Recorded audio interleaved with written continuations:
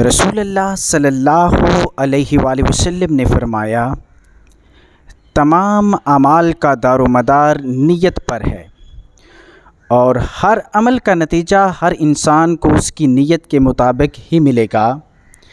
بس جس کی ہجرت دولت دنیا حاصل کرنے کے لیے ہو یا کسی عورت سے شادی کی غرض سے ہو، بس اس کی ہجرت انہی چیزوں کے لیے ہوگی جن کے حاصل کرنے کی نیت سے اس نے ہجرت کی ہے۔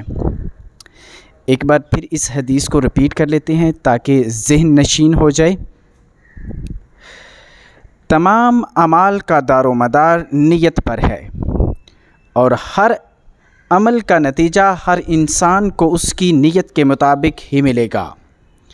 بس جس کی ہجرت دولت دنیا حاصل کرنے کے لیے ہو یا کسی عورت سے شادی کی غرض سے ہو، بس اس کی ہجرت انہی چیزوں کے لیے ہوگی جن کے حاصل کرنے کی نیت سے اس نے ہجرت کی ہے۔